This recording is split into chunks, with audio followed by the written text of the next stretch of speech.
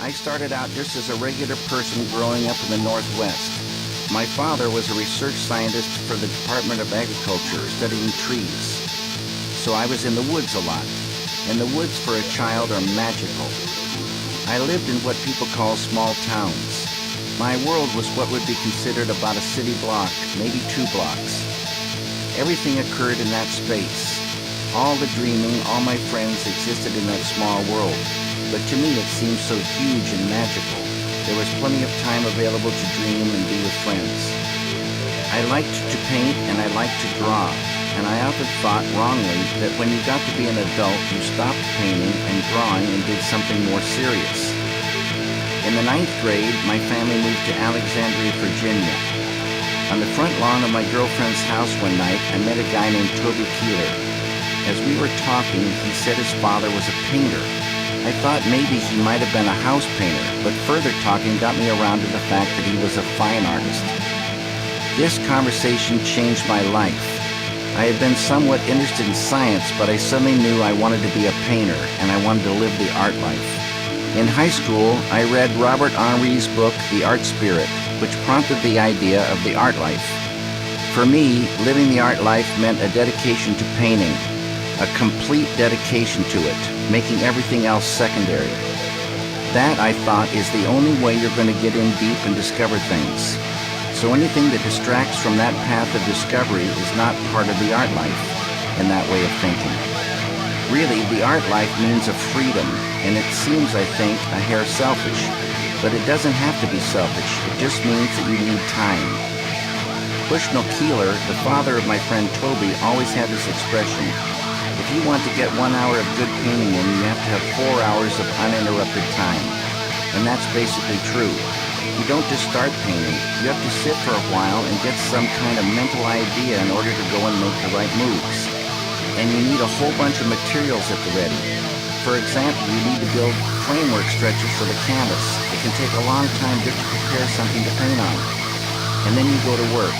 The idea just needs to be enough to get you started, because for me, whatever follows is a process of action and reaction. It's always a process of building and then destroying. And then, out of this destruction, discovering a thing and building on it. Nature plays a huge part in it.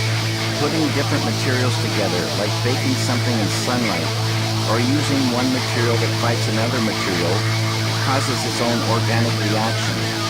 Then it's a matter of sitting back and studying it, and studying it, and studying it, and suddenly you find you're leaping up out of your chair and going in and doing the next thing. That's action and reaction. But if you know you've got to be somewhere in a half hour, there's no way you can achieve that. So the art life means a freedom to have the time for the good things to happen. There's not always a lot of time for other things. So I was a painter. I painted and I went to art school. I had no interest in film. I would go to a film sometimes, but I really just wanted to paint. One day I was sitting in a big studio room at the Pennsylvania Academy of the Fine Arts.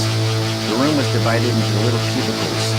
I was in my cubicle. It was about 3 o'clock in the afternoon, and I had a painting going, which was of a garden at night. It had a lot of black with green plants emerging out of the darkness. All of a sudden, these plants started to move, and I heard a wind. I wasn't taking drugs. I thought, oh, how fantastic this is, and I began to wonder if film could be a way to make paintings move. At the end of each year, there was an experimental painting and sculpture contest. The year before, I had built something for the contest, and this time I thought, I'm going to do a moving painting. I built a sculptured screen, 6 feet by 8 feet, and projected a pretty crudely animated stop-motion film on it. It was called 6 Men Getting Sick. I thought that was going to be the extent of my film career because this thing actually cost a fortune to make, $200. I simply can't afford to go down this road, I thought. But an older student saw the project and commissioned me to build one for his home. And that was what started the ball rolling. After that, I just kept getting green lights. Then little by little, or rather leap by leap, I fell in love with this medium. Know that all of nature is but a magic theater, that the Great Mother is the master magician, and that this whole world is peopled by her many parts. From the Upanishads. It's so magical. I don't know why. To go into a theater and have the lights go down. It's very quiet, and then the curtains start to open. Maybe they're red, and you go into a world. It's beautiful when it's a shared experience. It's still beautiful when you're at home and your theater's in front of you, though it's not quite as good. It's best on a big screen. That's the way to go into a world. Cinema is a language. It can say things, big abstract things, and I love that about it. I'm not always good with words. Some people are poets and have a beautiful way of saying things with words, but cinema is its own language. And with it you can say so many things because you've got time and sequences, you've got dialogue, you've got music, you've got sound effects. You have so many tools. And so you can express a feeling and a thought that can't be conveyed any other way. It's a magical medium. For me, it's so beautiful to think about these pictures and sounds flowing together in time and in sequence, making something that can be done only through cinema. It's not just words or music, it's a whole range of elements coming together and making something that didn't exist before. It's telling stories. It's devising a world, an experience that people cannot have unless they see that film. When I catch an idea for a film, I fall in love with the way cinema can express it.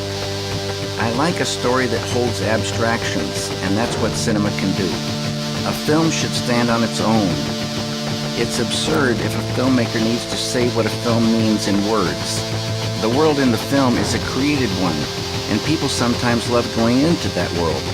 For them, that world is real.